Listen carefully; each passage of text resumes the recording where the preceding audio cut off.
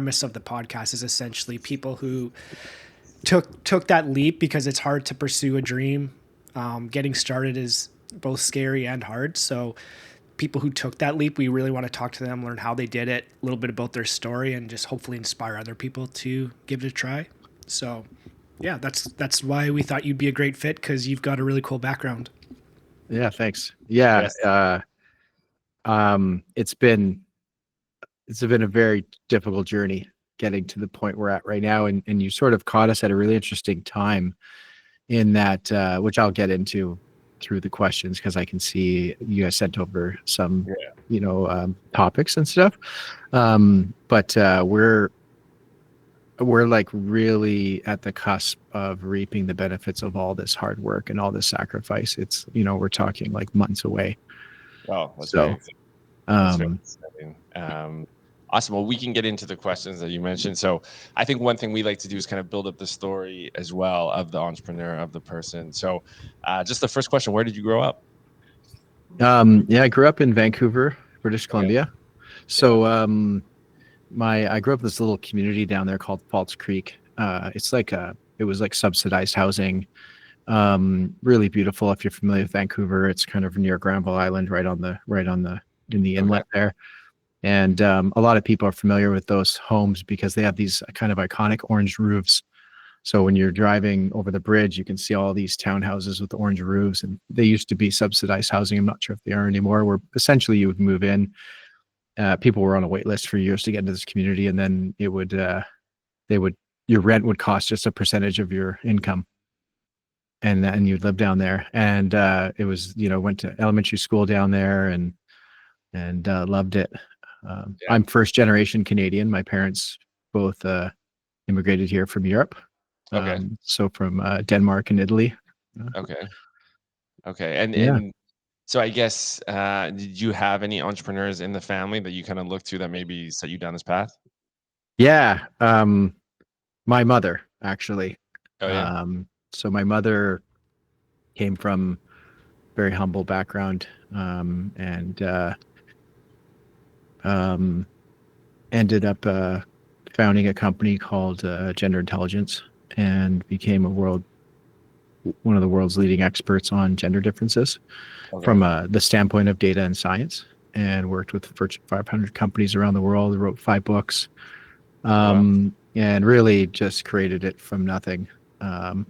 She had a career that sort of went through the corporate world, and she just realized that she had a lot of value to share for both men and women, and that's kind of how she ended up founding that company. But certainly, somebody asked me this question before, is like, oh, you have entrepreneurialism in your blood. And I was like, no, I actually don't. I don't think that's it at all. I don't think it's some like genetics or something like that. Of course, some people have a mindset that fits within it, better than others. And maybe that mindset is just something that you have naturally. But I actually, what I know to be true for me is that the journey my mother went through made me realize that it's possible to do something like that. And that's all it is. It's just the possibility of having that, of taking those type of risks and challenges in life. And when I talk to people who have, I had a barber who wanted to open his own barbershop, and I was talking to him, and he's like, I can't do it. I have 2 young kids and a wife. I can't take that risk. And I'm like, that's absolutely the reason to take the risk, but it just was completely not an option for him. And it stuck with me, because I'm like, why? Like I just don't feel stopped by stuff like that. I don't feel stopped by the risk of financial ruin or whatever else, because I have a goal and a dream, and I truly believe that it's within my power if I put the effort in to achieve that dream. Whereas this individual doesn't think that's possible, and the prospect of future financial challenges completely limits them, from taking on their dreams. So my mother had all of the world against her, for sure. She grew up in a challenging household. She dropped out of high school when she was a teenager, traveled across Europe as a waitress and a nanny, met my father when she was 16 and got pregnant, had my brother, had me when she was 20, moved to Canada, and really just, like the world's kind of had put her into this role, and she found a way to rise out of it and became this, really big person in the world. And so yeah, definitely having that in my family has been a real big inspiration for me. Yeah, and I just want to follow up on one thing you said when you were referencing your barber saying like, "Oh, I can't do it because I have kids," and you view it as almost like you can't not do it because you have wife and kids. So, what's kind of your mindset around that? Like, why would you view it that way? Yeah. So I mean, we'll get into my work history, but when I founded 81 Monkeys, I had two children. And like, yeah, I took a huge risk at the time. I had other job prospects that were going to pay me a lot of money, Yeah. and I ended up turning them down for something completely uncertain. And that sort of culminated in me taking on bigger risks for bigger dreams and bigger goals. And I realized that the why I do what I do is for the people in my life, whether it's my family or my community or my team. I just really like, this is something that I think over the last 6, 7 years I've sort of woken up to. Yeah. Um, is it's for the other people that I sacrifice. It's that understanding that fuels me. Like if I was doing it for myself, I just don't know that I'd have the same drive. Yeah. So having two children and being like, I want to create a life for myself and for my family, that's a huge, huge motivator for me. And, then you add that to the fact that I believe that taking this on creates the possibility for my children to do something big as well. When they Yeah. see me go through this, that's part of it as well. But for me to go home and like play it safe and small, which it just wouldn't work. And I understand, I don't want to knock the barber. Yeah. Like, he's trying to be safe, he's trying to be responsible, and I Sure. understand all that. But at the end of the day, it's like, I don't know, it's just, I wouldn't feel fulfilled, you know. How much of that do you attribute to? So it sounds like you grew up maybe with not as much as a lot of people had. And I sometimes wonder if growing up with more actually makes you more risk averse because you think, I can't lose this. Like I went to law school and it felt like a lot of people who were in law school were there just because they didn't want to lose the middle to upper middle class lifestyle that they'd become accustomed to. Do you feel like not having that as a child kind of opened up opportunities for you where you're not afraid? Or do you feel like maybe it's the opposite where I'm assuming incorrectly here? What are your thoughts on that? No, you're assuming absolutely correctly. Like, I mean, I didn't necessarily know it as a young child, but yeah, life was difficult. We're like, there was a reason we grew up in subsidized housing. And when I look back and I can see the moments in time where we didn't have very many groceries in the house, or you know um didn't have vehicles and things like that. So but does that, yeah, I don't know. It's an interesting question, because certainly a lot of people in that position haven't done much with their lives.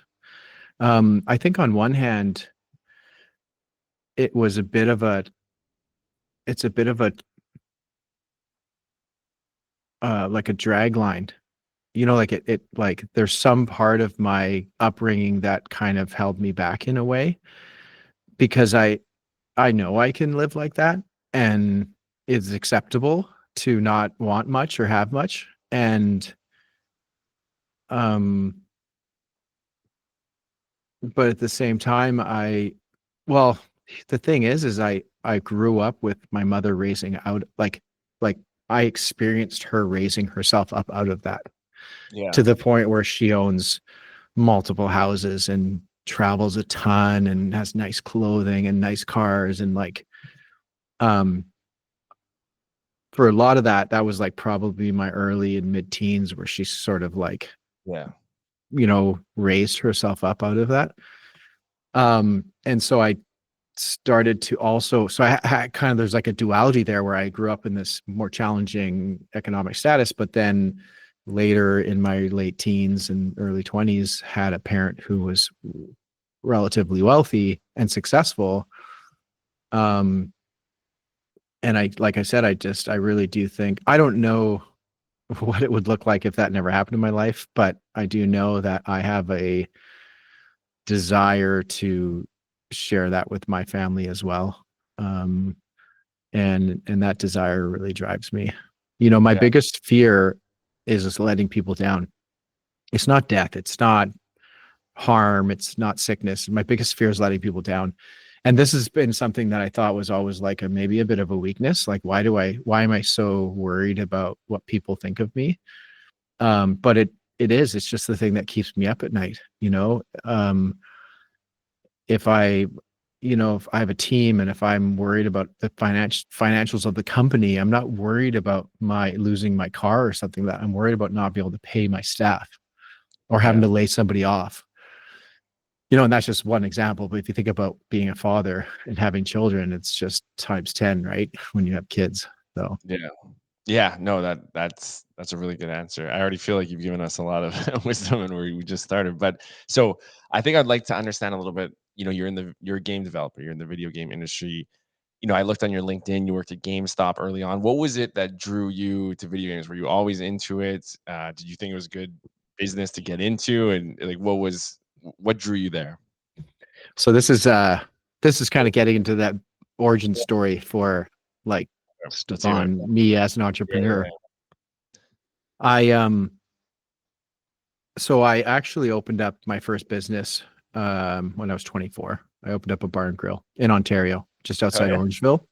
Okay. It's called Main Street Bar and Grill. And I was like, I had been in, like, after high school, I worked in some restaurants, became a kitchen manager at a young age for a pretty big franchise out here on the West Coast. And I just realized that like I could do this, like I struggled in high school. So the fact that I went and got a job, but then they promoted me to kitchen manager at the time was like, holy crap. Okay. I am actually good at this. So I could do this. And then I approached some people and I said, hey, I wanted to open a coffee shop, something really small. I just wanted to start to learn how to run a business. And I'm like, I could do that, and it wouldn't cost a lot of money. And I could learn how to run a business and sort of grow from that. And that ended up turning into not a coffee shop. It ended up turning into buying a condemned building that had 2 apartments upstairs and was a restaurant bar downstairs, and spending 6 to 9 months or so renovating the place and opening it up. And I didn't have a ton of money. I borrowed money from people. I was probably in debt around 400,000, somewhere around there. The person who was selling the building gave me a vendor take back mortgage. So I did own the building, but the mortgage was carried by the previous owner of the lot, and probably the only way he could sell it. I think I bought it for like 150,000 or something like that. Okay. This commercial building with a parking lot and stuff. Anyways, and I would renovate that place. I would hire people to work with me with the little money that I had. I would hire like a plumber. I would work with a plumber, and then I would do all the rest of the plumbing myself. Or I would hire a carpenter, and I would like, hey, I need to build, this booth, and can you help me? And they'd come in. Oh yeah, we'll do this, and they build the booth, and then I build 8 more booths out after that because I've just learned as I go. And so, that lasted about, I don't know, a year and a half or so, and then I sold it for 50,000 profit plus all I owed, and I was like super happy because I wanted out. I was working 100 hours a week. I'd lost weight. I was like sleeping upstairs, and the moment I woke up, I was back down, opening the business up, getting the staff ready, going back upstairs usually and having a nap before coming down, and then working till like 2 a.m. Yeah. And so when customers came to me and said they wanted to buy the business, I was like, done. Let's sign this paperwork. I want out. And then so this is where I was confronted with, what do I do now? Like, I have this restaurant experience. I've run a business now, which sold, and I got all my money back. But like, what do I do with that experience? Like, do I go work for somebody else? I was kind of stuck. I didn't know. But I found this job post just flipping through the classifieds, and it was for GameStop at the time, called EB Games. Okay. And the thing that my work up to that point didn't reflect was that I was really passionate about video games. And every chance I got, every break I had at the bar, I would go to the office and play video games on my computer. And that sort of spark had happened at a very young age. My brother's 4 years older than me, and sort of got me into that. He also worked on some video games himself, just with a friend, before he founded his first company. But anyway, so I decided to take a chance, and I got hired at EB Games. And really, really quickly, I realized two things. One is I felt like I was on vacation because I was working 40 hours a week when I'm used to working 100 hours a week. I treated it like my own business, this store that I was running. And I remember that first summer, they fly everybody in the company to a little convention. And they flew us to the convention. And at this convention, they give away 12 awards for the whole company. So this is like in Canada, it's a couple thousand people, I believe, somewhere around there, about 700 store managers and then head office and all these other people. And they give away 12 awards. And I saw the awards get given away. And I went back to my room that night, and I was rooming with somebody from Alberta who I'd never met, some other store manager. And that night, while we were lying in bed in the darkness, I said, I want to win one of those awards next year. And he said, me too. I want to win one of those awards too. And fast forward the next year, we're at the same event, and both our names get called. And I won 2 awards, and he won 2 awards. So both of us won 4 of the 12 awards they give away. And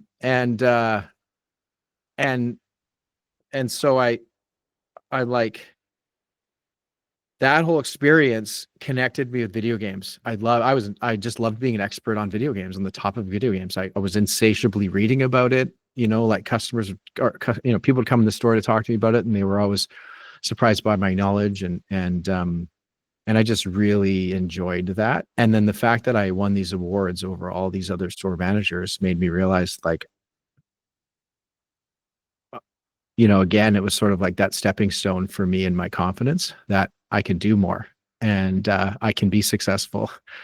And they promoted me to district manager. And then I quickly realized that there's nowhere else to go from there. Yeah. I remember I went to head office and they pitched this initiative. I had the sales initiative. It was essentially like a in-store wish list idea where young people would come in, and we would get their name, and they would write down the video games they want, and then their parents could come and buy them, and we would track all this and promote it and have offers and stuff like that. And I put together a PowerPoint presentation, went to head office, and the vice president was there, and the head of marketing, and all these people were there. And at the end of the presentation, well, first of all, they were like, we're doing this. You're going to head it. We're going to do this initiative. But at the end of it, they said, what do you want? And I was like, shit, I don't know what I want. I didn't come here because I want anything. I just thought this was a good idea, and I thought it would help the business. And Yeah. and then I left there, and I was like really kicking myself because I'm like, I should have had to answer for that question. I had all their attention. I could have, asked for a promotion or who knows what. And that sort of left me spiraling with like, why am I doing this? Why am I helping this company? Like, what do I get out of this? And I need to be doing this for myself. And so I quit, and eventually went back to school, went to college for game development, graduated with honors, and never looked back. That experience of being on the retail side of video games really sparked this desire in me. And I think, like, having designed my bar and grill, designed the menu, designed the marketing, designed the interior, and had that be a really successful part of that endeavor, was just building the business up. And then going to EB Games and sort of treating it the same way. Like, our store was winning awards because of how we decorated the storefront, like the windows, and they would have contests, and we would win awards for it. And it was just me expressing my creativity. Yeah. And so going back to college for game design development, it made me realize that I had an opportunity to sort of bring all of that together. My desire to be a leader, my desire to mentor, my desire to express myself creatively, it sort of all struck me as a really powerful opportunity there. So No, that's great. So you go back to school for game development, and then what was the gap between going to school and then eventually starting 81 Monkeys? um I I so I mean, I didn't know I was old. I think I started school around 28, so I was Okay. going to graduate till I'm in my 30s. And I remember being really nervous about if I was too old Yeah. to get into the game industry. It's really funny to say that now, but I didn't know what I was going to do. I knew I wanted to. I found my own independent game studio, and I would say that as a student. And um, when I but at the same time, I had a real desire to work on AAA games. Like that's like the exciting So those stuff, are right? It's like the Hollywood games. blockbuster, and Okay. Yeah. and so I started applying for jobs near graduation, and I actually got a few, not quite job offers, but like follow-ups, interview opportunities. And the one studio was called Radical Games, and then there was this other studio. So Radical Games was like pretty close to AAA, and they had like this really big studio. They had a log cabin in the middle of their studio for meetings. They had this huge kitchen where a chef would come in a couple times a week and make lunch for everybody, but it's fully stocked. So you could just go and make your food whenever you wanted with all the stuff there. They Yeah. had like, gym memberships and skiing seasons passes and like all these perks that at the time were really important to talent acquisition within the game industry. So like the prospect of working there was really exciting, and the game that they were working on was cool. But then there was this other company that had no name. I think it was like jobs at vancouvergamestudio.com Okay. was like where I sent my resume. And I'm pretty sure again, I found this via like an ad when this is back when ads were still a thing for classified ads for jobs. But I decided I was just applying everywhere, right? So I applied here as well. And I remember I went and interviewed. They basically told me that they're a startup. They haven't hired everybody yet, but that they're funded. And there's only 3 people there at the time, but they're planning to grow to about a dozen or so. And so now here I am with this, being presented with following my dream in AAA or working at a startup and maybe utilizing some of my entrepreneurial and leadership experience. And it was a really tough choice at the time, but I chose to go for the unknown startup. And actually, I remember I called my brother at the time, who is also an entrepreneur, a very successful one. And I told him these jobs, and he was like, "I think you should go for the startup. I think you're going to learn more there." And so I got hired at this startup called Blitzu Games. Well, it wasn't Blitzu at the time. I helped come up with the name actually, but we grew. I was the 4th employee hired, and we grew to 40 in about a year and a half or 2 years. And we worked on a couple of pretty big projects, but one of the ones we worked on was actually a social casino game. So not actual gambling, but like a gamified casino experience. And I remember when they pitched that game to me, I actually quit. I quit. I went back to that other studio at the log cabin.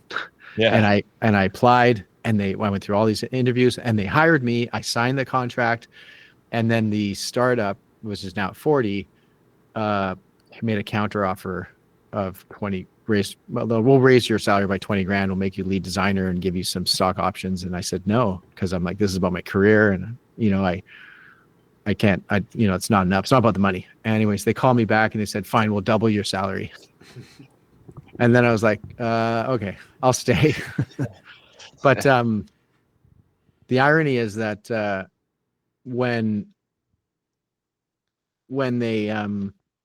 I stayed, that ended up becoming a hugely successful project, that social casino game. It was like one of the top 10 fastest growing games on Facebook at the time. And I think we grew to 3 million monthly active users in just a few months, which is really big. So 300,000 people were playing it every day, and it was making about 40 grand a day. But there's actually a key learning, and I know I'm kind of these really long answers I'm giving you, but that's all good. There's a couple really key learnings here for me that caused me to get to where I am right now with 81 Monkeys is that one, I really did believe the type of game I worked on mattered for me and my creativity and my engagement and my motivation, right? If I was working on a game that I was excited about, I'm going to be far more motivated to work hard on it, right? That makes sense. I'm going to feel passionate about it. Sure. I had zero passion or interest to work on a casino game. Sorry, there's a light sensor in this room. No worries. There we go. Yeah. So when they made that offer to me, I had 2 young kids at the time, and one had just been born. I knew that I had to really dig into this. I couldn't just come back for the money. It needed to be more than that for me. So I got on the call with the lead investor, and I basically told him that I said, thank you for the offer and the money's really great, but I want you to know the reason why I'm staying is because I want to be the reason this game's a success. And I just declared that to him. And then I went and started working. And what I learned in that moment was that I actually fell in love with the game, even though I don't care about it. And it wasn't the game that I necessarily fell in love with. It was the process. It was the being creative and coming up with solutions to problems and working with a creative team and being a lead on that team. And like, I fell in love with all of that. I really enjoyed working on this game, and the game became a huge success. Yeah. And then, so basically what I realized was that it didn't matter what I worked on. It mattered what I did and who I worked with. And that's really what I cared about. So, so we ended up porting that game to iOS and Android. And then that's when I decided I am going to quit, because I could see the company, the CEO was not making very good decisions, and I didn't think it had a really bright future. So I started looking for another job, and I found a job as game director in another city, another studio. And I negotiated this job with them and negotiated the salary. They were going to move me and my family out there. And I had gotten divorced and was in a new relationship. So I actually negotiated them also moving my ex-wife out there, who just happened to be dating somebody from the same city that I was moving to. So when I asked her, she was like, oh, I would move there. So I was like, okay, well, what if I could pay for you to move there? And she's like, okay, because we have like 2 kids together. So her moving made sense. But anyways, I negotiated all of this and was really close to signing this contract. And again, like going from, junior designer at the studio to lead designer in about a year and a half to now game director at a big established studio was a huge, that was a really fast rise. Somebody came up to me and said, hey, I have this idea for a game. It's a multiplayer Sudoku game. I have a board game prototype. Here, play it. Let me know what you think. And I played it. And my initial thought was like, I'm not making some Sudoku multiplayer mobile game. That's not interesting for me whatsoever. Yeah. But then I was like, wait a second, let me just think about this, right? Because I just had this experience with the casino game, and this could be an opportunity for me to found my studio. So I turned down the job. My family never moved. And I started working at a small desk in this little closet room in my house, and started working on this game. And I didn't have any team. I tried to bring team on, and they kept coming and going because it was hard to get other people excited about this project. And I ended up writing 100% of the front end code and doing all the design work and doing some of the graphic design or artwork, but also hiring freelancers to help me with that. And then the art director from the studio I worked at, he came and started working with me in that little room. And so it was just him and I for a bit. And then I started teaching at the local art institute, which is where I graduated from. Sure. Vancouver the Art Institute of Vancouver. And I started teaching there just to have extra money for my family while I was trying to make this game. And ended up having students ask if they could work with me in this internship program. And I'm like, well, I don't really have a studio, but okay. And so brought them on, and now 3 of them work for me and have worked for me the last 6 years. Oh, wow. One of them's my lead developer. And anyways, that's sort of Yeah, that's how I transitioned to 81 Monkeys. Now 81 Monkeys is much bigger. We have 15 Yeah. people and we're working on really big, exciting projects. But yeah, it was just like working in my closet, essentially at my house. So yeah. So game development has a lot of very technical aspects to it. There's game mechanics, there's the development side, there's the design side, the business side. What was the skill set? Because it sounds like you are kind of a generalist from the way you're describing it. You did some front end code, you've done some designing, game mechanics. I know in my own work, we've tried to study like game design. It just seems like it's at the very forefront of user experience design is a lot of what I'm working in, and it's fascinating how in depth and detailed it is, but it's also you could dedicate a career to it. What did you learn through the game development, through your education, and then on the work that allowed you to get to this place where you were able to get it off the ground? Or was this something that you were just passionate about and were self-taught? A lot of there's a lot of self-taught stuff that is required. I don't care who you are. Like you just have to be interested in learning. My coding experience was really minimal, and all of my coding is self-taught. I remember in one coding class I had in college, I had an assignment that I hadn't finished, and it was like I had to write some code, and I actually didn't know how to do it, and I cheated. I took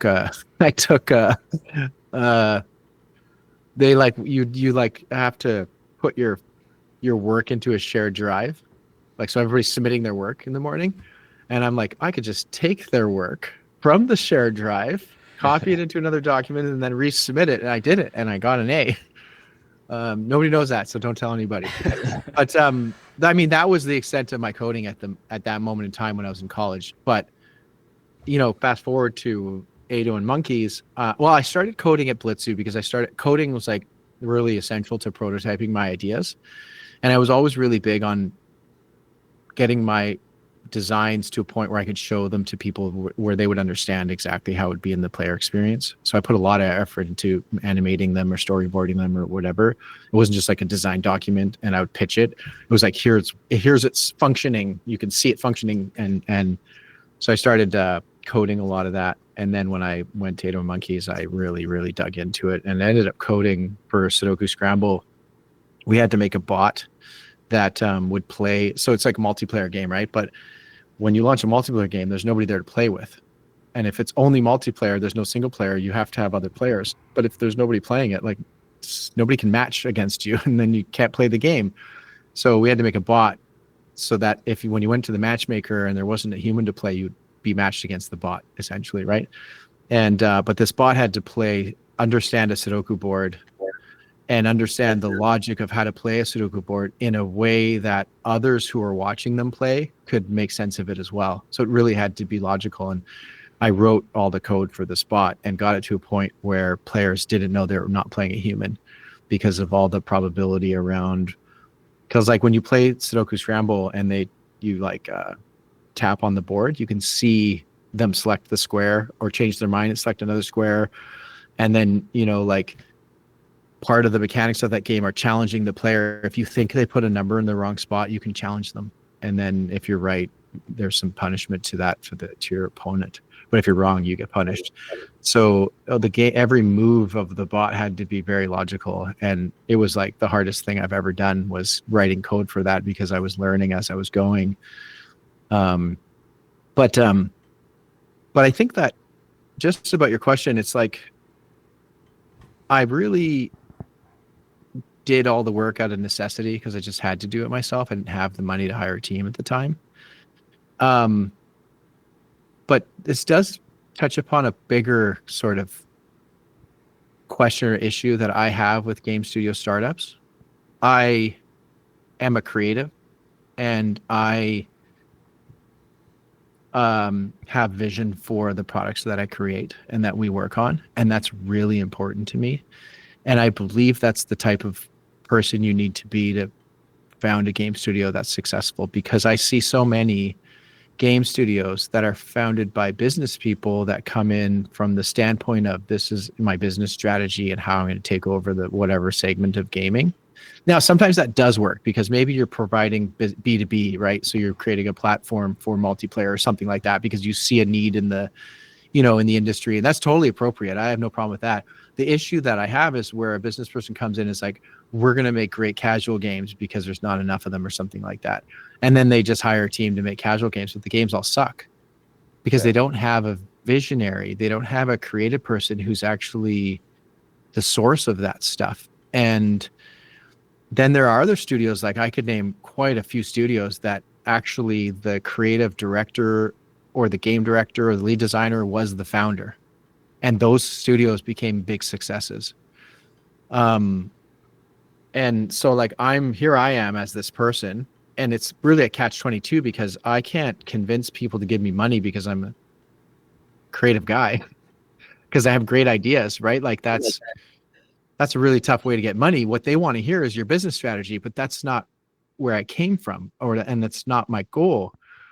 And so I see these studios while I'm trying to get money, raise money. I see these other studios raise like 10 million, and the founders have never created a video game themselves. They've worked in games, whatever. They worked at EA or something like that, but they're not creatives. They're not there because they have a vision for a game that they want to bring to life, or a story they want to tell, or an experience they want to create. They just want to come up with a really good business strategy, make money, and then they convince investors. And then, 6 months or a year later, they're shut down and they never launched anything. Yeah. And it happens a lot. So, yeah, my natural affinity to creating content is really, I think, probably the most essential component to why we're still here 6 years later and why we will be a big success. Yeah. I don't want to take away from the team, because I do have people on the team who also either share in my vision or bring something to our collective vision, right? And collaborations are really important to me. But at the end of the day, at least right now, I need to be the source of everything here, and I need to lean into that, because we're just going to end up with far better products than if it was like, I just hired people and say, okay, go make this for me, and hope it's going to be good. It's like, that's gambling. Yeah, I feel like I can really relate to that, because you look to the companies that people care about their products. It's usually got a founder involved in some way, and there is something more to the product than just something you go and buy to serve a particular problem. There's a connection in some way. The way you're describing it reminded me a lot of Japanese game developers. So Pokemon, Yeah. the game founder was, I believe it was the Game Freak magazine, I think he started. I could be getting the names wrong, but he was very passionate and basically drove this idea that people didn't believe in. And Nintendo has like the creator of Zelda, and these game designers are really, to me, Nintendo's got some of the most engaging IP, and their games feel very different than everyone else. I'm curious, this is a little bit off tangent, but I'm curious if you have like thoughts on why Japan has this sort of, does it so well with the IP, and the games feel very, people I feel like connect to them and connect to the characters more than a lot of, say, North American game developers. Is that something you'd agree with, or do you have an opinion on that? I mean, I'm not an economist or an expert in Japanese culture, but my theory, and I haven't thought too much about that specifically. You are right. Japanese game studios tend to be, well, very successful, but also led by the creative. Some of my favorite games are Dark Souls and Elden Ring, and it's the same thing. Like that, the founder, there is a person at the top of that who drives those games. Same with Zelda, same with Mario. And I would wonder, my belief would be that culturally, Japan has a value for creativity and inspiration more so than like North American, more business oriented, cultures. Whereas here we look for more of the strategy to the business, whereas they look more towards the creativity of it.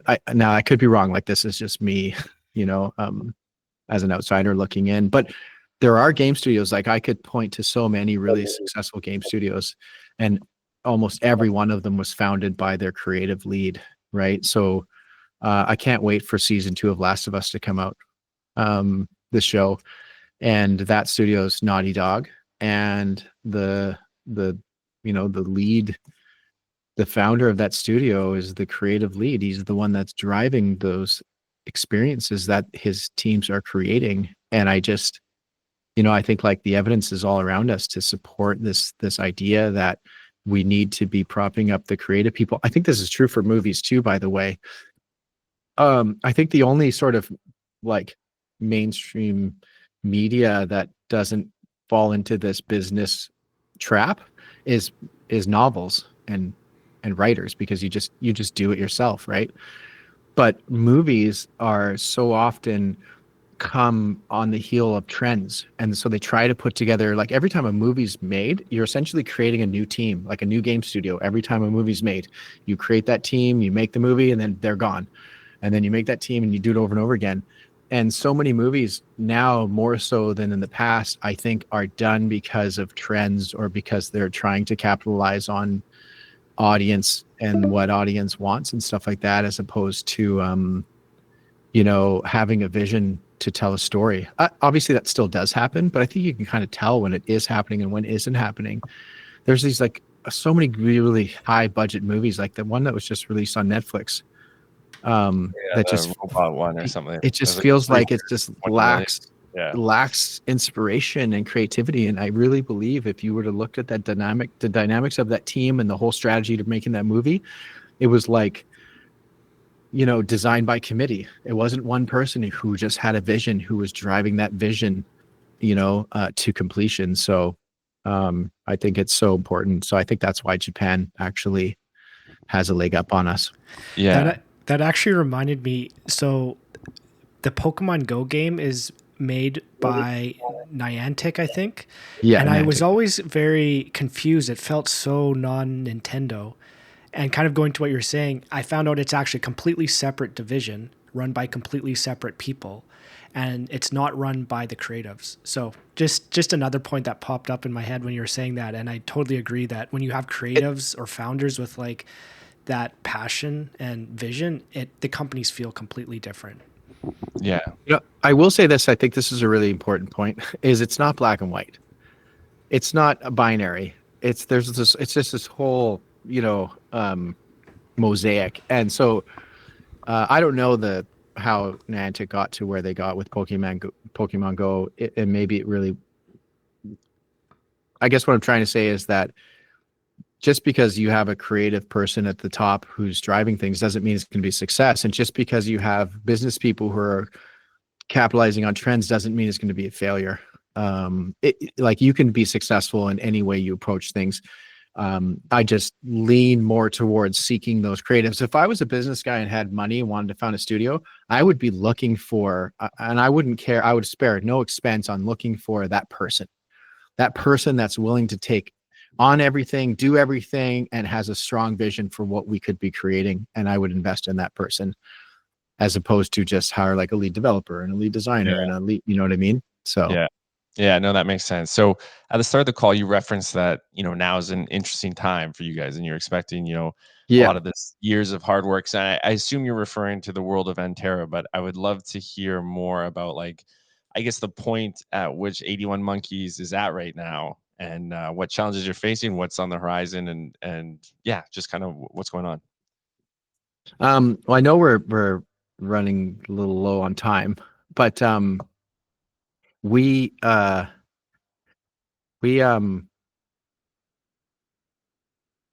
so we launched Sudoku Scramble, and it didn't scale. It was about, I think, like 5 other multiplayer Sudoku games launched after us. Our game was the highest reviewed in the genre, but it never scaled. You know, it turns out people don't want a competitive Sudoku experience. They want a calming, relaxing Sudoku experience. And so this went against the grain for many people, but we still get messages from people saying it was their favorite mobile game that they've ever played.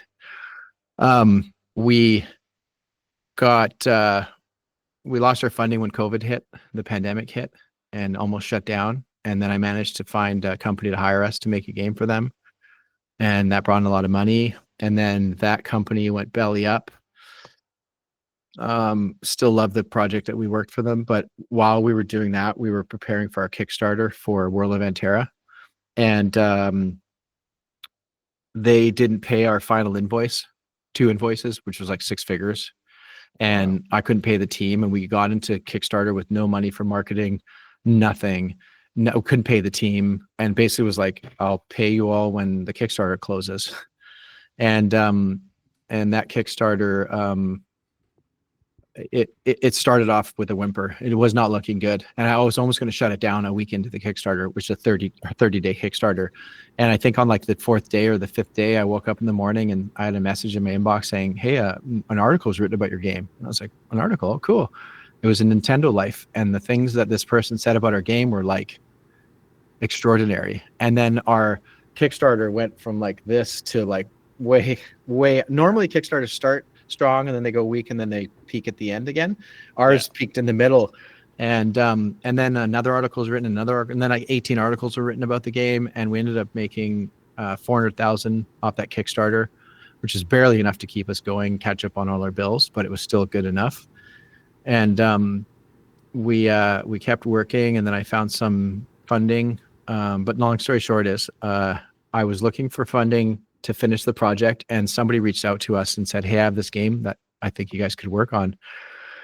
And at the moment I saw the message come in, I was like, "No, we're not doing another work for hire. We need to finish our game. Like, that's my sole focus." But I decided to get on a call just to hear this person out. And they pitched this game to me, and I was like, "Holy crap, we could actually do this." And the game is for we're on NDA, and the game's launching in a couple months, so I can't say, but it's for a very big brand. Okay. Very big brand, like multi-billion-dollar brand. And I talked to the team, and we all agreed that we could do it, and we signed an agreement with them, and we made this game in 1 year. It's done now. It's going to be launching very soon, and it's extraordinary as heck. And the thing is while we were working on this game, and I told the team this from the very start, I'm like, this game could kick off our other project like nothing else, because if people know we did this game with that brand and their marketing, this brand spends over $500 million in marketing per year, so they're going to market this game with some millions of dollars, right? Yeah. But the thing is people are like, they're not going to let you have credit on this game. Why would this big brand let this little unknown studio have their name on it? Well, I negotiated that, and now we have a whole splash screen on the game that says it's made by us. Not only that, we're publishing the game for them. So we've signed another contract to actually launch the game for them and publish it for them. And we put a few little Easter eggs in there for our project, but just the sheer fact that this game visually kind of lines up with our project, mechanically kind of lines up with our project. There's going to be a lot of crossover in audience, and this could be millions and millions of people could play this game. I think probably somewhere between 3 to 15 million will play it. Wow. Depending on where we launch it worldwide. It's free game, so this company's it's purely for brand awareness, but we built it as a game. Like, we didn't care whether it was tied to a brand. We just made the best version of this game that we bloody well could, and it's way better than any of us could have ever imagined. Even the clients like, holy crap, like, what did you guys do? And that, hopefully it'll launch in a couple months, and we're going to launch a new trailer for World of Anterra at the same time. And right now, World of Anterra is at 13,000 on Steam. The wish lists are at 13,000, which is zero marketing, is actually a really good number. But we want to see that around 250,000 or 500,000. But when this game launches, we really could get there without spending any more money. So this is what's happening in the next month or two. It sounds like you got your hands full. So marketing is very difficult for someone who's starting right now, I think, because there's so much flux in how people get attention, both in a good way and a bad way. So social media has obviously become very important and open it up to a lot more people. But at the same time, there's a lot of noise. Yeah. You mentioned like the importance of appearing on splash screens. How do you view marketing or gaining some sort of traction for your projects when you're still unknown and the market has so many things out there to compete against? How, like, do you have a particular strategy that you follow, or? Yeah, I did this. This also was how I approached Kickstarter. So there's quite a few things that we did differently on our Kickstarter that others are like, oh, you have to do that, and we didn't do it. We, like, for instance, my face wasn't on the Kickstarter, neither was anybody in the team. Like, normally in Kickstarter, you like have video of the team sitting down talking, and you do this like, thing. And I was like, that makes no sense to me. If the game isn't compelling enough for people to want to back us, seeing my face or the team's faces, it's not going to make a difference. In fact, it may take away from the game, like showing our faces. It may take away from people backing it. And basically what I'm saying is that the game had to stand on its own legs. If I can't pitch this game in a way that people hear and like, oh man, that sounds really cool, I want to play that game, then why am I working on that game? So that was my very first mission, was like, how do I pitch this? How do I make this really, really? And the pitch that I came up with, I actually didn't come up with it. I was on a call with a publisher. The publisher was looking at our deck and was like, man, how come more indies don't do this? What you guys are doing? Like, this seems really smart. And he's like, this is like Skyrim with pixel art. That's what he said. And I was like, or actually his words were, why don't people make more games like Skyrim with pixel art? And he was just like thinking out loud. And I was like, Skyrim with pixel art. And I got off the call and I told the team, hey, because we were struggling with like a tagline. I'm like, what do you think of this? And the team all loved it. They were like, that's the best, shortest amount of words we could ever use to pitch what World of Anterra is. And so we actually went and used that on our Facebook ads. So we ran like, I think I spent maxed out my credit card on Facebook ads during our Kickstarter, which was like, I don't know, maybe I spent like $3,000 or $4,000 maximum, which is nothing. But especially when we got 400,000 back in from Kickstarter. But the response from Skyrim with pixel art is actually part of the reason why the ads were written, or sorry, the articles were written, because the journalists saw that and it just resonated with people in this really meaningful way.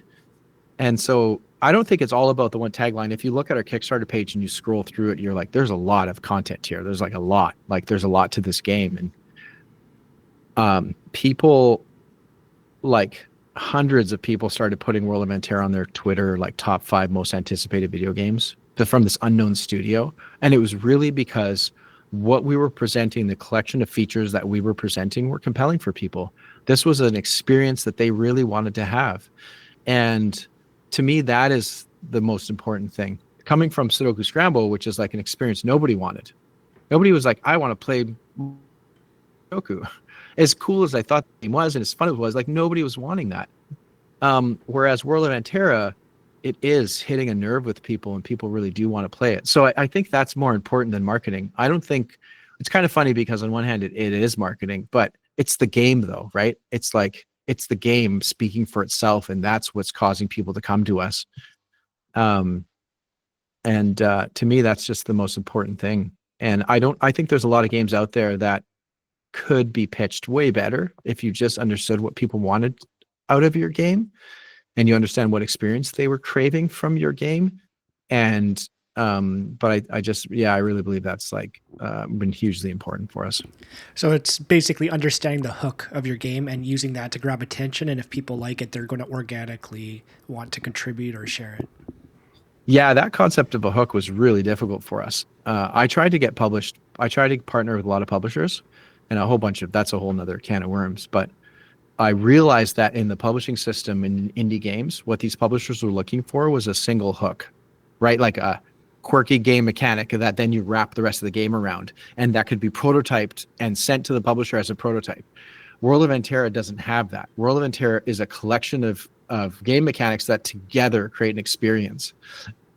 And there are a lot of other games that do this that weren't ever published, that tried to get published. A really good example is Stardew Valley.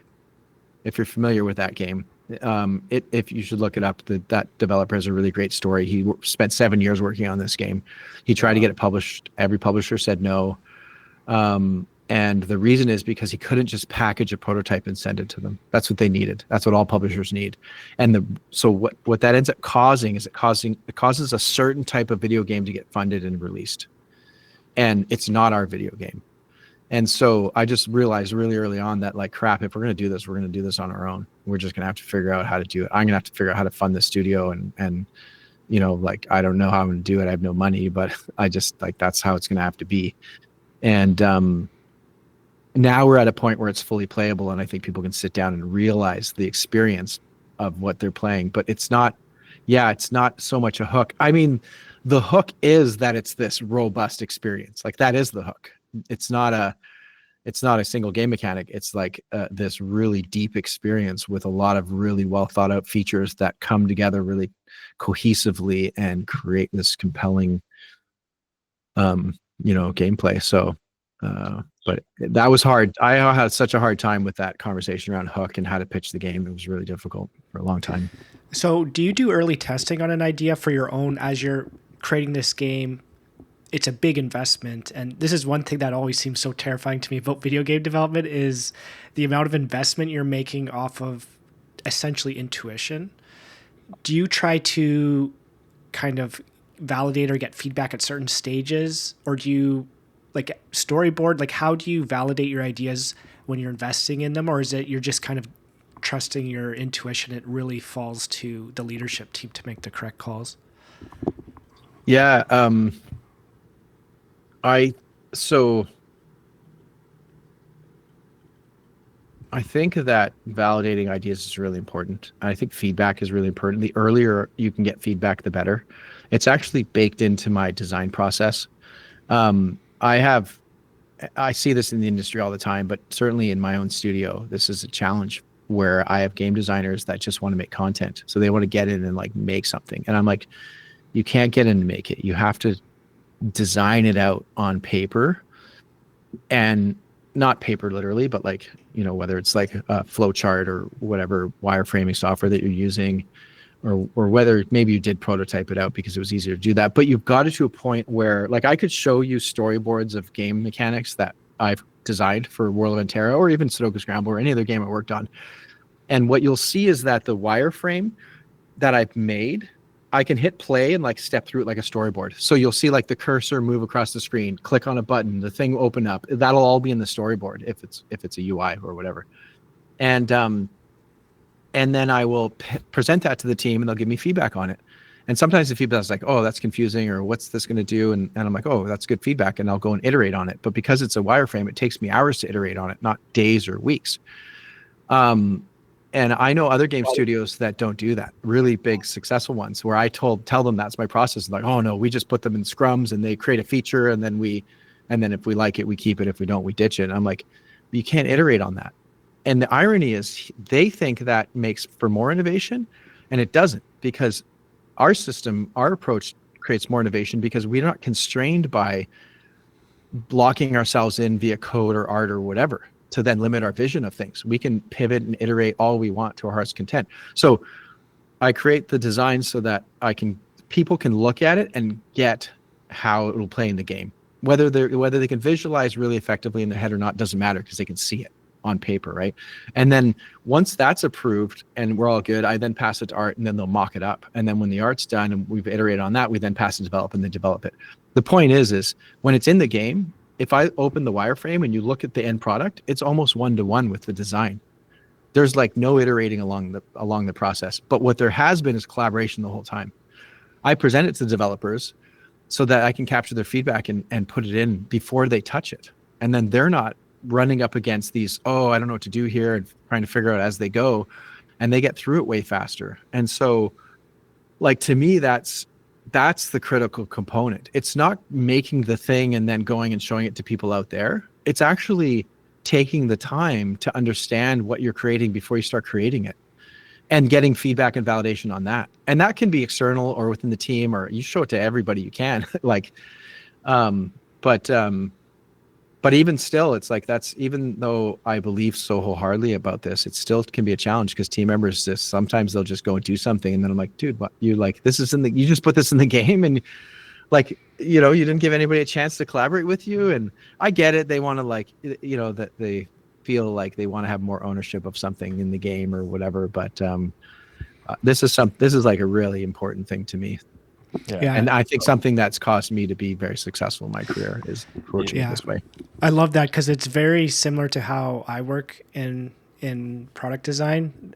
But your instinct, especially for creatives, is I need to perfect an idea before I show it to others, before I share my idea. And it's like this constant struggle. So I love to hear that approach because it makes a lot of sense. And it kind of feels unnatural, I think, to creatives, but it's very effective. Yeah. Oh, good. Yeah. That not showing your work before you think it's perfect is actually something I've struggled with over my career. I remember when I got hired at Blitzu, I had no game industry experience other than school. And there was two game designers were hired, me on full time, and then another one on contract. And this person had 10 years experience. And the only reason why I got picked is because the person they hired, he's a founder of another studio here in Vancouver, but at the time they'd hired him as a consultant just to help hire the creatives or the designers. He went to them and said, "This is the guy you need." Because he saw my portfolio. He saw that I was doing art, design, and writing code to prototype my stuff, and that I brought things really far and deep in and made polished experiences, even though it was student work. But he was like, "That's the type of person you want as a game designer." This other guy with 10 years can't show that. He's just a studio guy. And anyways, the point is at the time I thought I need to prove myself. Like I need to be bringing the best ideas constantly. And over the course of my time at Blitzu, what I realized was that actually that's exhausting, and it's shitty for anybody I work with because, man, they're just being overshadowed by me constantly. Like I'm always one-upping them because I spent all weekend working on this prototype for this game idea or mechanic concept. And then I come in Monday and I'm like, look at this. And it's like 10 times the amount of work that the other guy put into his design. And like, that's the thing that everyone's excited about. And so like, I always worked hard on not just having the idea, but presenting it in the most powerful way possible so that people would like my idea. But what I realized was that's actually not my job. My job is to collect the best ideas. It's still to put them together in a way that's compelling and in a way that people look at it and get excited about it. But it's not all my idea. And like, that's not a successful way to work. And so that's also something that I work on here, and I'm allowed to do it because I focus on the upfront design, so I can show it really early on. And sometimes I pull people to my desk and I'm like, "Hey, I'm thinking about this. What do you think?" And they're kind of caught off guard because like, "Why am I looking at this?" And I'm like, just just look at it and tell me what you think. And sometimes the feedback's uncomfortable because I'm excited about it, but then they're not, and I have to deal with that. But it's like, but that's part of the process that's really important. So Yeah, for sure.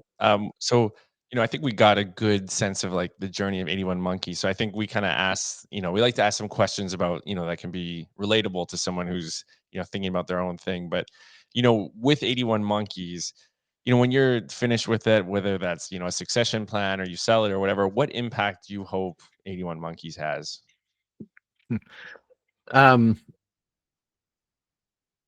Well, I mean, you can hear me already talking about some of the things that I think we do differently than other studios do. Yeah. And how I think those are really important things.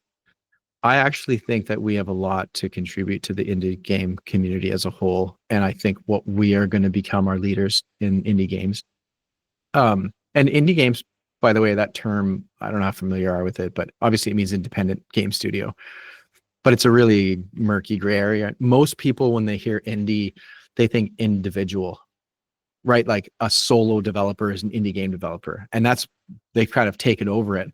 I think you can be successful as an independent. There are stories of that, but I think what studios need to be, what independent developers need to focus on is their team building skills. I think that's the most important thing if they really want to be successful in this industry. And so, that's kind of become a bit of a goal of mine is to, support the growth of the indie game studio or indie game industry and be a leader in this. And our world of Anterra is like, there's no studio doing what we're doing right now. There's no studio that's like launching a branded video game that they worked on in a year while working on this super ambitious game that like like people thought we were crazy. When I pitched them, they're like, why are you doing that? Like, make something smaller. Yeah. And I'm like, no, this is what we're doing. And I think that when it all comes together, I think it's going to culminate in us becoming sort of like a studio that people look up to. And I don't take that lightly. I think that's actually really important to me and the rest of the team that works here. And we do want to be a voice for the industry. And with AI, you know, poised to transform our industry, I think it's going to become even more important that there's studios like us. I think that people are going to crave experiences that we're creating, these like handcrafted, handwritten, not AI written experiences that really are driven from creativity and inspiration is the first and foremost sort of like catalyst for these coming to life. And but yeah, sharing this journey is really important, and doing it in a way that's meaningful for others who are attempting to do something similar. Yeah, no, that's a great answer. And one last question I think we like to ask everyone is, what advice would you give to someone who's thinking about, taking that risk and launching their own thing, whatever it is? I actually was asked this question recently, and I did not have a good answer for it. It's a it's a difficult one because on one hand, I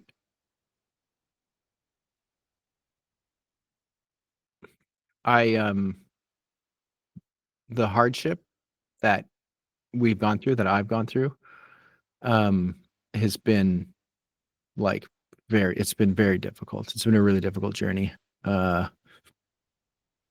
And we're not completely out of the water, but we've made it so far along and we're so close. It's like right there at the end. And I, like there's a lot more that I want to share about our journey and story, but without the credibility of success, it's difficult to share, right? We're just another struggling independent studio. But I think that like somebody said this, I heard this in another podcast. I can't remember the book that it was first written in. I think it was the founder of Bungie who said this, and he's a bit of a serial entrepreneur. And he talked about hitting a wall. And this is the thing that I think that I would want to let anybody know who's planning to start this journey is you are going to hit the wall. Like the wall is going to be we're out of money. Like we have 1 month left of money. Our product's not ready. We need another 6 months or whatever. Like that could be a wall, right? Finances is typical. A wall could be, here in Canada, we have CRA, and maybe you made a mistake and the CRA comes after you and you're like, oh, fuck, like, how am I going to clean that up? And that's a wall. Those walls, when entrepreneurs hit them, they end dreams, they end goals, they end companies. Yeah. And what this person said was that they're actually not walls. What they are filters. And this kind of makes me, I always picture, whenever I think of this, I picture this Japanese game show where like this wall slides towards the person who's standing there and they have to like take a post through the cutout on the wall.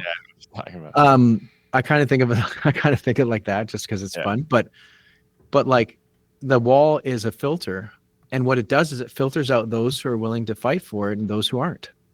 And it's really up to you whether you make it through that wall or not. It truly is. And I know, like, the thing is sometimes it can seem like there's no way out of this. And every time I've hit that wall, I've proven to myself and those around me that there is a way out of it. Yeah. We ran out of funding when COVID hit, and the Canada had CERB to help people make it through that. And I contacted the CRA and I said, hey, my team, I can't pay them anymore, lost funding. They're going to go on CERB. Can they keep working for us? Like, can we keep working together? And they're like, yeah, that's exactly what it's for. And then we went on CERB. And then shortly after that, when our Kickstarter ran, we ran out of money. And that company we worked for wouldn't pay our last 2 invoices. And it was like a couple $100,000. And our burn rate was at the time like 40 or 50,000 a month. So $200,000 was a lot of months. And then Kickstarter became a good success because we worked hard on it and we made money from that. And then that company did pay us back. they did pay the money eventually. And then and it was just like that's been we've hit that wall so many times. There was one moment where we actually had to go on EI, and because we just couldn't. And the team, I've never lost a team member. Nobody's ever left. Through all of those ups and downs. And like I'm shocked sometimes that I show up to work and they're still here. But I just think that like if you're gonna head down this journey, you need to know you're gonna hit the walls. I hope you don't, but and the walls can appear in so many different ways. It's not as financial. It could be emotional. It could be personal. It could be interpersonal among the team. Like there's so many things that can happen that get in your way that may seem like that's the end of your journey. But all it is an opportunity for you to rise past it. And every time you get that opportunity to rise past it, not only does it validate what you're doing, but it becomes this pedestal that you get to stand on when you do hit your success. And that pedestal just keeps rising with each of those hurdles that you overcome. But I think the most important thing is knowing they're coming. You have to know they're coming, and you have to know that it's up to you and nobody else to get over them. So I don't know how much advice that is. That's a great answer. I think that's a really good way to end things. So I know we usually ask where can people find you and 81 Monkeys? Yeah, so well, you can go to 81monkeys.com, and you can certainly find me on LinkedIn. I'm the only Stephane Cotichini in the whole world, so pretty easy to find me there. It's like we're on the cusp of launching a whole bunch of new stuff, like the branded game and new trailer for our game. Probably World of Anterra is about a year or less away from being launched in early access, so that's really close too. But my head's been down. Like I haven't been doing stuff like this because I've just been in the heads down working for so long, and I'm just starting to get my head back out and start to do a little more networking and share this. So for anybody who knows me, will start to see things like LinkedIn getting updated and the website getting updated, and those things start to change. But we also have a Discord, so if there's anyone who's like interested in following us, our whole team works on Discord. We use it in a really cool way where we have all the Discord channels for our community, and we have 4,000 people on there. And then at the bottom, we have voice channels where we work in. So we actually log into these voice channels, and we have a couple team members who are remote, but most people work here in the studio. And we all sit in these channels, whether we're here or not, so that everyone has the experience of being immediately and intimately in connection with each other. And so we sit in these, like, we call them cubicles, and then you can just hop into somebody else's, hey, can I ask you a question quickly? And so our community gets to see us all in those channels. They can't come in, but they can see us in them every day working and see us hopping and talking to people. And we were doing live scrums, which means every morning when we did our scrum, like our morning meeting, our 10-minute huddle, we did it live on Discord. Anyone could hop in and listen to our 10-minute huddle. And they can't talk back or they can't chat, but they can listen in. It's something we want to keep doing. And then I also do firesides, usually one a month or so. So I'm like live on Discord, and maybe like whatever, a dozen to 100 or more people show up to listen to it. But then I release the recordings afterwards, which are also accessible on Discord. So that's another really great way to connect with me and the team. Oh, amazing. Well, that's very helpful. And yes, I think you were our first successful cold LinkedIn message guest. So we really appreciate you broke new ground there. So, but yes, thank you so much for taking the time coming on. This was fantastic to hear your journey, and definitely very excited to see what 81 Monkeys is up to in the next few months. Awesome. Well, thank you, Stephen and Taylor. It's nice meeting both of you. And maybe after the game launches, we can do it again. Definitely.